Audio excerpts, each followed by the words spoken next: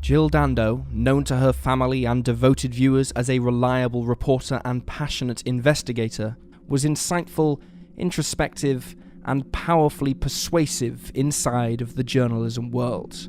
Her deep-rooted connection with criminal examinations and broadcast media, as well as her inclination to take dives into sensitive material and disputable cases, was cut short by an unexplainable, unsolved assassination in the mid-morning hours of April 26, 1999, leaving all who knew her across London, England, and the world grasping for answers in a sea of evidence that drowned us all in doubt.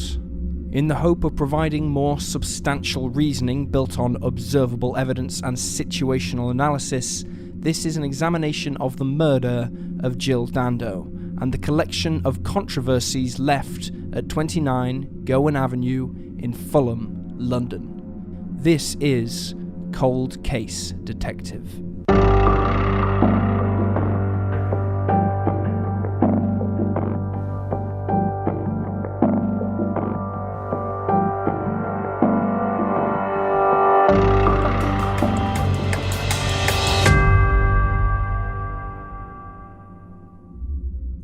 Jill Dando's story began on the 9th of November 1961. Born at the Ashcombe House maternity home in Weston-super-Mare, Somerset, to parents Winifred Mary Jean and Jack Dando. At only a few months old, Jill encountered her first hardship, diagnosed with a blocked pulmonary artery and a hole in her heart. Yet it wouldn't be until after she turned 3 years old that surgery would be performed. Luckily, on January 12, 1965, an operation was successfully carried out and Jill made a complete recovery.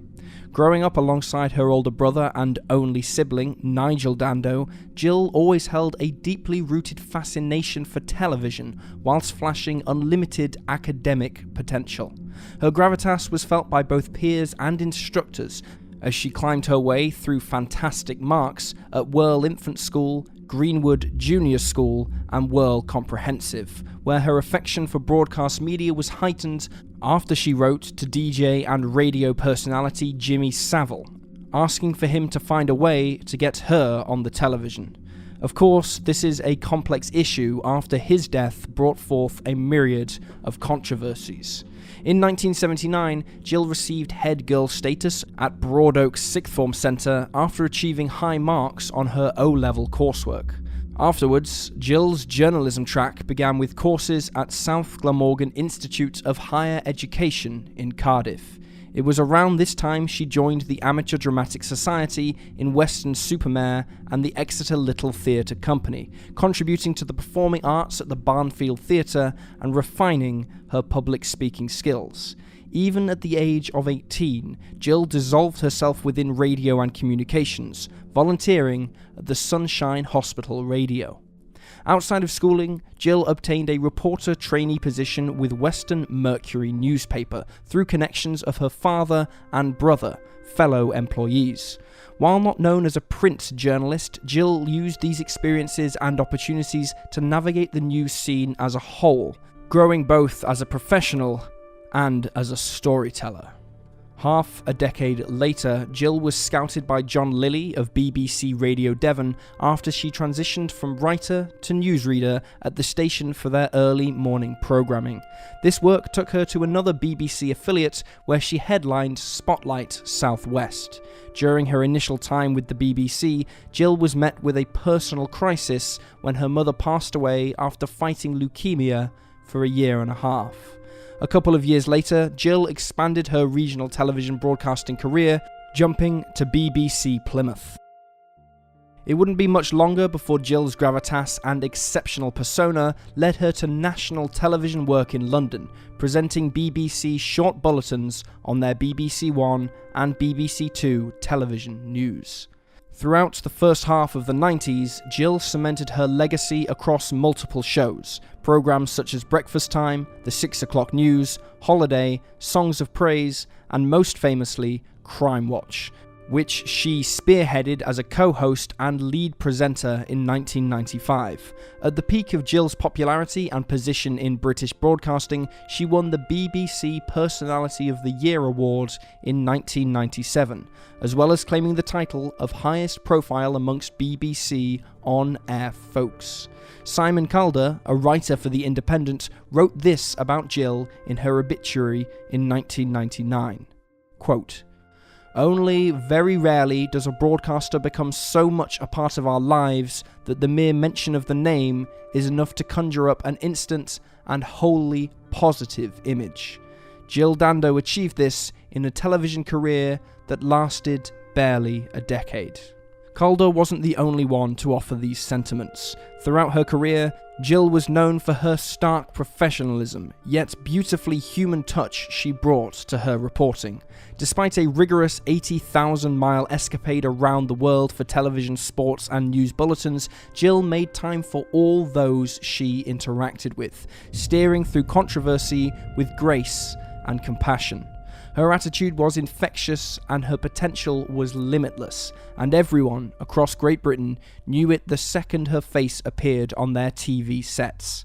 Even her personal life was a point of focus amongst her fans, with many praising and applauding her dedication to her Baptist lifestyle and navigation of difficult personal tragedies. Many were eager to see her happily marry the well-known Dr. Alan Farthing in autumn of 1999. But sadly, she never had the chance.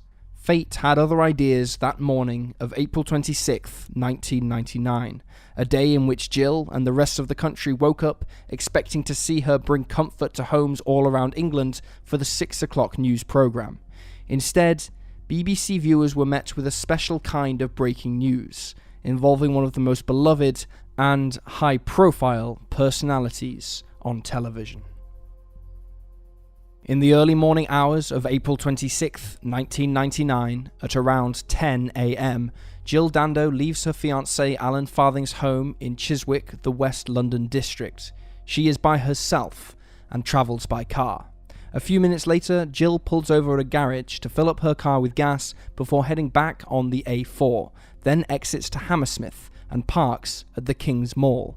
At 10:36 a.m, Jill visits the first of two fax supply stores, called Ryman's, and buys paper. At 10:49 a.m, Jill visits the second, called Dixon's, and then makes a final stop at the Link. 10 minutes later, 11:01, and Jill exits the shopping centre. At 11:04 a.m, Jill is seen driving west along King Street before turning around abruptly, going underneath the Hammersmith flyover and towards Fulham Palace Road. The last CCTV sightings of Jill follow at 11:10 a.m, capturing her turning onto Manborough Road, thought to be a shortcut. Between 11:20 and 11:25 a.m, Jill stops at Cope's Fishmongers to buy 2 fillets of Dover sole. While inside of the shop, she receives a phone call at 11:23, the last one she would ever answer. Around 11:30 a.m, Jill arrives back at her seldomly used home in Fulham. The house is currently in the selling market and rarely visited by Jill herself. A couple of minutes later, at 11:31 a.m, Jill makes her way to the patio. At the front door, she reaches out, but before she can twist the handle, Jill Dando is shot once, directly in the head. Bob Woffenden of The Guardian would describe this exact moment 3 years later in 2002, saying, "As Dando was about to put her keys in the lock to open the front door of her home in Fulham, she was grabbed from behind. With his right arm, the assailant held her and forced her to the ground, so that her face was almost touching the tiled step of the porch. Then, with his left hand, he fired a single shot at her left temple, killing her instantly. The bullet entered her head just above her ear, parallel to the ground, and came out the right side of her head. At about the same moment, Richard Hughes, living next door, hears a yell from Jill.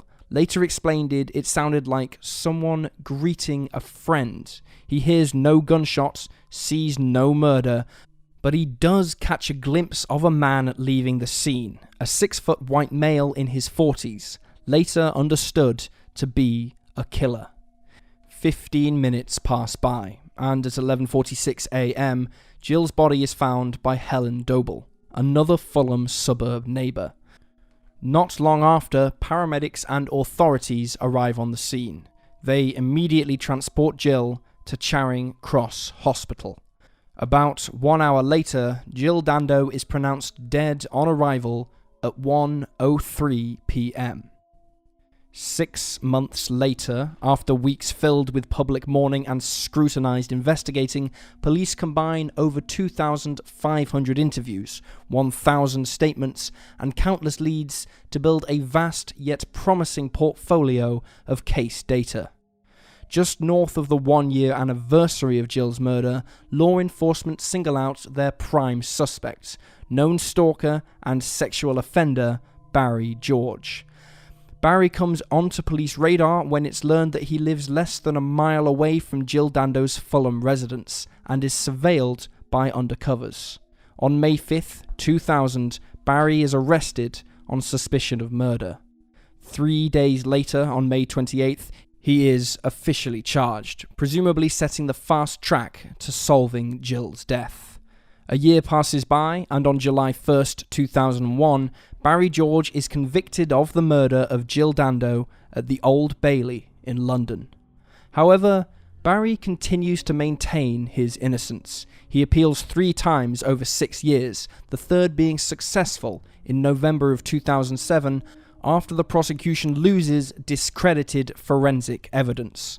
Another 8-week-long trial ensues, and on August 1st, 2008, 85 months after the initial sentencing, Barry George is acquitted of murder and set free.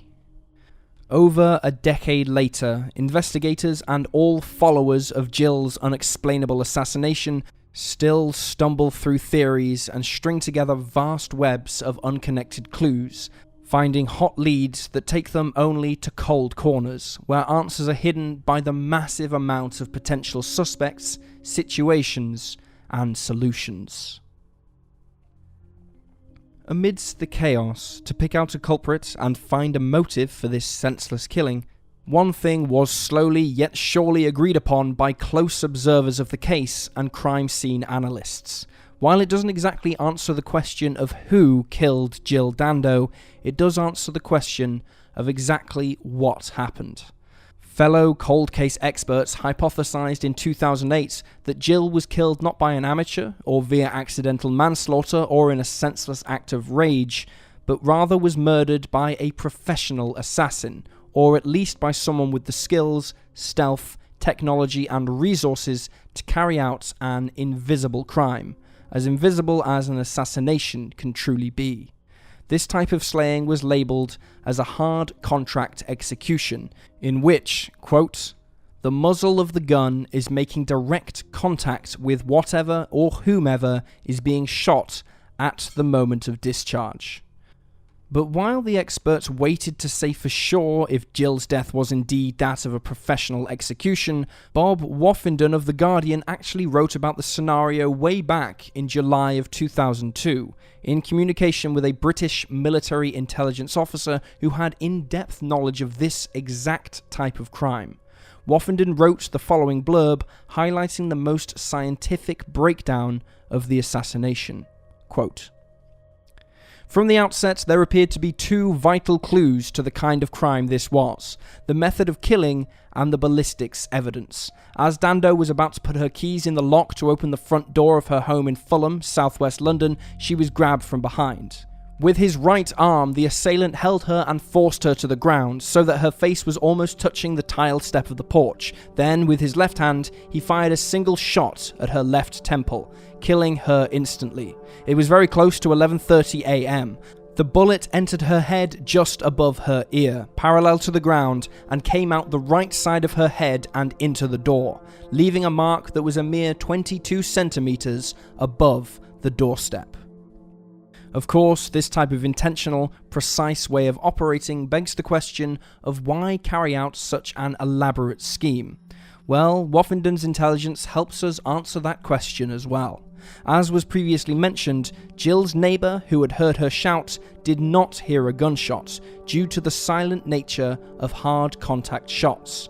This style also prevented a blood spray, which would keep the assassin clean of evidence. It was also an incredibly quick way of carrying out a murder, all happening in under 30 seconds, as was speculated by police.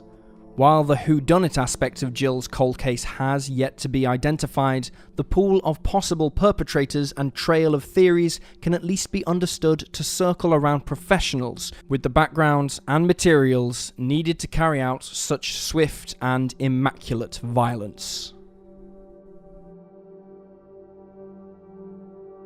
The unexpected homicide of Jill Dando brought forth an intense wave of scrutiny, with theories coming out of every corner of the globe as investigators and armchair detectives alike attempted to solve this enigma.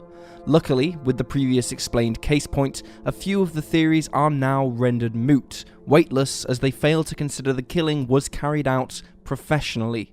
One of these theories was that Jill's fate was the unintended effect of mistaken identity. Because of the speed in which the murder was carried out, some considered that Jill was accidentally thought to be someone else by the killer. They were quick to point out that Jill had actually barely visited her residence for quite some time, due to her relationship keeping her out of Fulham, but police countered, saying regardless of time spent in the flat, the timing of Jill's arrival at her own home would signal it was intentional. Another one of the lackluster theories was that Jill was murdered by a mystery lover or envious ex-boyfriend. However, a crime of passion does not hold any water in the fight when it's obvious the killer was that of a skilled background. And secondly, it's highly improbable Jill was dating a professional assassin or had relations with anyone who fit the bill of an executioner. Almost no one in Jill's life, friends, nor family could confirm or even contemplate this theory. In the weeks leading up to her death, her brother Nigel told law enforcement that his sister had mentioned an unidentified male was bothering her in the days leading up to her death. However, detectives wasted no time waving off the claim, and their thousands of interviews resulted in enough testimony to rule it out, even collecting Jill's massive catalogue of phone records to find zero unusual patterns or suspicious conversations. After abandoning these hypotheses, investigators instead turned to looking within Jill's inner circle and to the people whom she impacted more clearly through both her professional contacts and to those who were connected to the stories she shared via news broadcasts. Law enforcement then looked into the business partners of Jill's, including her own agent, John Roseman, who came forward and outright told reporters he was indeed interviewed as a suspect. Police also interrogated those who could be considered as rivals to Jill, people both within the BBC infrastructure and those at opposing networks. Neither subset of people provided any leads. Eyes were then focused on groups targeted by Jill's true crime program, Crime Watch, folks who were found guilty via her investigative reporting or caught red-handed through her indirect influence. Authorities went through each one of her cases, picking apart details and honing in on these potential instigators. Yet, once again, this Rolodex of quote-unquote victims did not offer anyone with the abilities to carry out the precise execution. However, others have retaliated to these findings, arguing that the suspects themselves may not have killed her directly, but rather hired a contract killer to carry out their bidding. Police followed through with the theory, but again, found nothing to support it. Only a soft-boiled claim in 2014 produced anything that could be deemed suspicious on that front, when an unidentified suspect or suspects stated that Jill had investigated a paedophile ring in the 90s and then given her findings directly to BBC management. If this were true, there is a chance that such a dastardly organisation would have gone through the trouble of planning a vengeful execution. However, the BBC denied it was ever given such a dossier immediately after the claim was made. Through the smoke and mirrors, the finger-pointing and the senseless guessing, the theory that fits the bill of a professional assassination with proper motive has its roots in former Yugoslavia, Serbia, and their involvement in Jill's political reporting. In the early days of the official investigation, another one of Jill's agents came forward with a lead. She revealed that a very intensely, angrily written letter to Jill had specifically mentioned the one-sided nature of a Disasters Emergency Committee issue against Yugoslav and Serb territories, an issue that was reported exclusively by Jill. The letter did not explicitly threaten Jill's life, but it dripped with an ominous demeanor. With a possible link to specific instigators, people associated with Jill's murder trial dived deeper into an even more identifiable answer to who actually did it. Michael Mansfield, MC, the defense lawyer for Barry George, spoke at length during the initial court hearing about the Yugoslav and Serbia connections. In fact, he listed a prominent Serbian warlord, known as Arkan, as a possible ringleader. Mansfield proposed that Arkan could have called in an assassination request for Jill as revenge for NATO's bombing of the Radio Television of Serbia headquarters in Belgrade. This proposal made sense in a number of ways. First and foremost, the bombing occurred only 3 days prior to Jill's murder, on April 23, 1999. 17 people died as a result, along with 16 injuries, including innocent civilians. A swift and effective reaction would have been desired in the heat of the moment by Serbian crime bosses. Because the bombing took place at the radio television station, it would be fitting to enact revenge on an allied radio or television personality. Mansfield again theorized this would pair with Jill's profile as a prominent reporter and her recent broadcast appeal for aid to Albanian refugees, a controversial issue with Bosnian Serb criminals. Secondly, Yugoslavia had a track record for engaging in retaliation attacks, specifically assassinations against political opponents and their transgressors. While they were known for taking out Croatian subjects, they also had a history in executing other nationalities. In fact, Yugoslavian heads were on the record for taking out journalists, including one who had spelled beliefs in contradiction with Yugoslav and Serbia.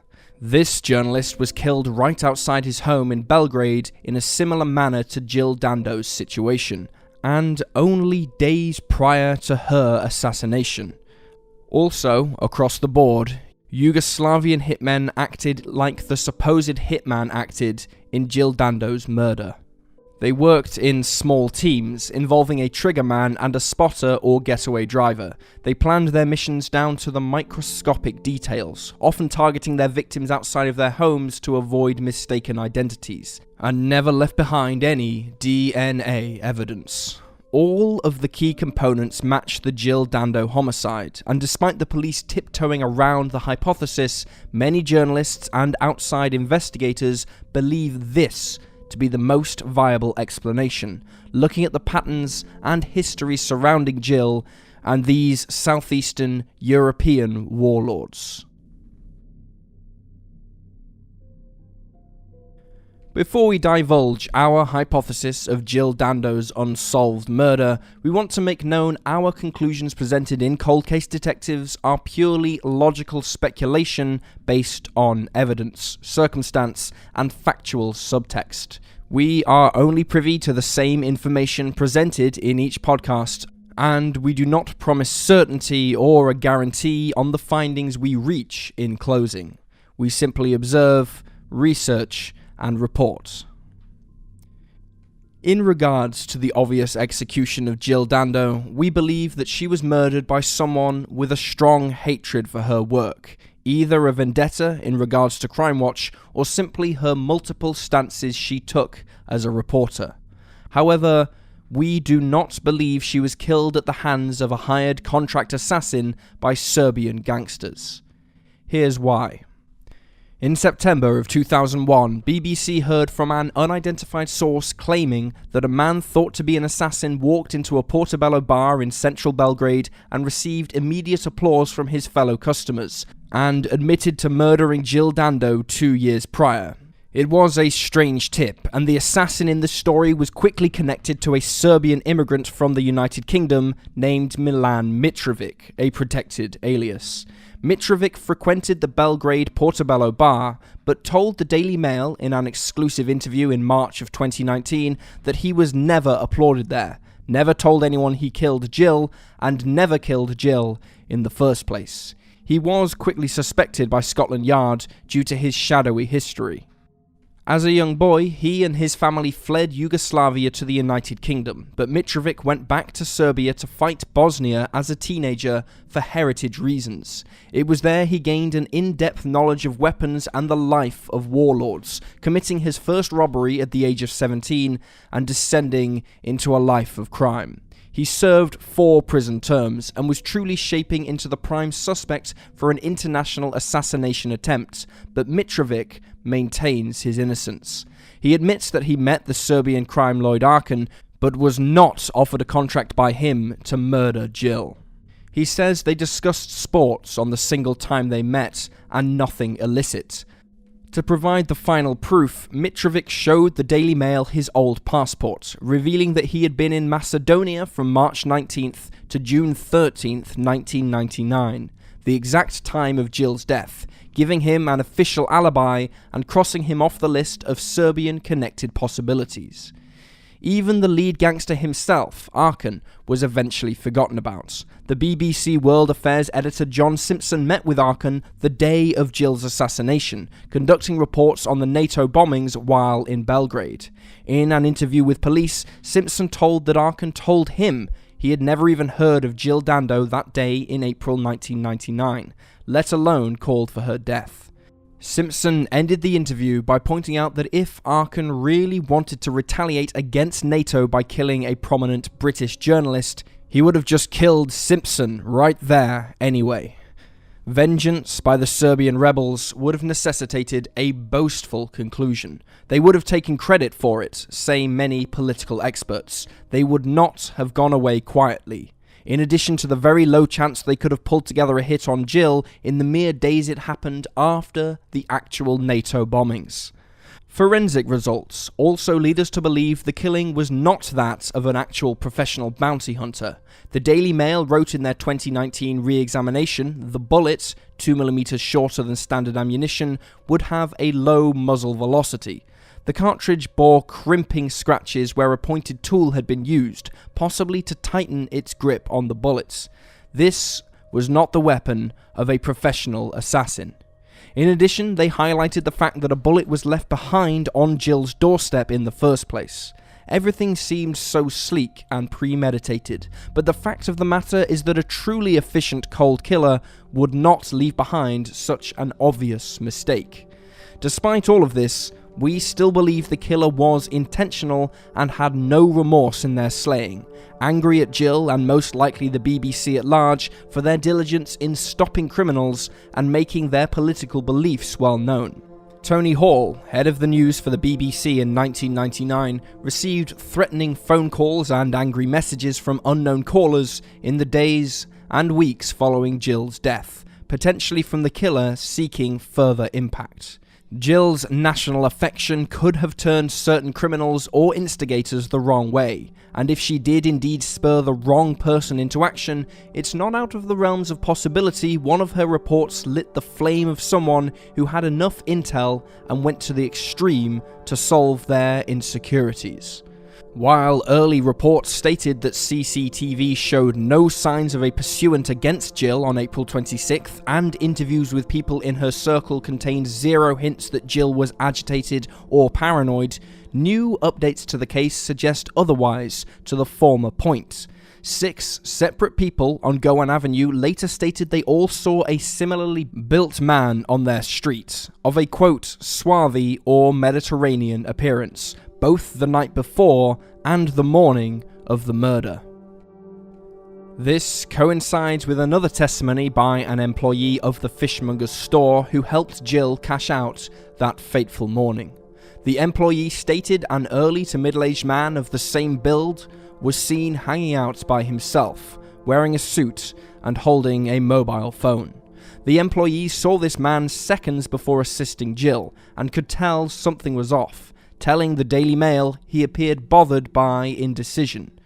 Was this coincidence? Perhaps, but more than likely, this man is a suspect and may even be the one who pulled the trigger.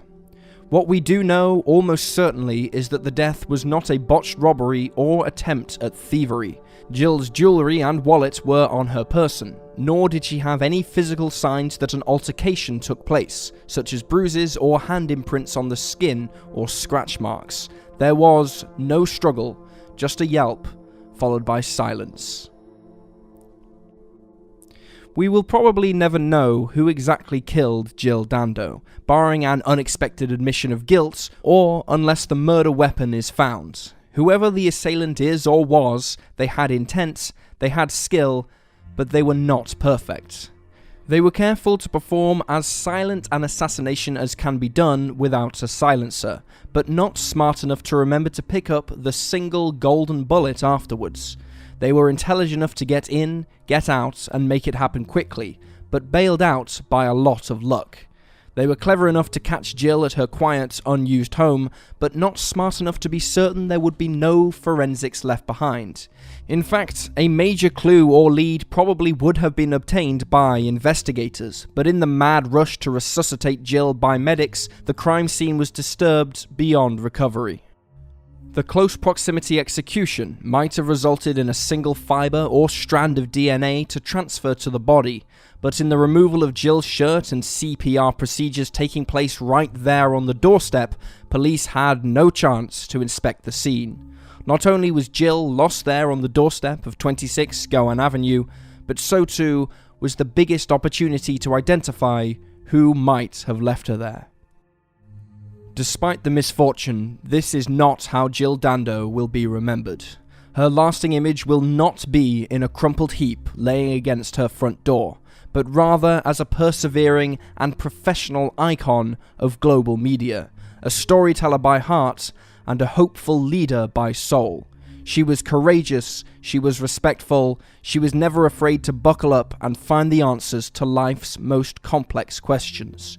She sought to do what we hope to do here at Cold Case Detective, bringing light to the forgotten victims of tormenting crimes and faithfully fighting to find those responsible for such monstrosities. She was a beacon, not only as a reporter, but as a brilliant human being. May we combine our efforts to keep her memory alive and seek out the deserved ending for the Jill Dando story. This has been Cold Case Detective. Thank you for listening to this episode of the Cold Case Detective podcast. If you'd like to support the show, you can do so simply by leaving a 5-star review wherever you listen. It really helps us expand our reach and bring awareness to the cases we cover. If you'd like us to investigate a specific case, perhaps even one close to home or that of a loved one, please fill out the submission form in the show notes. Thank you for listening to the Cold Case Detective podcast.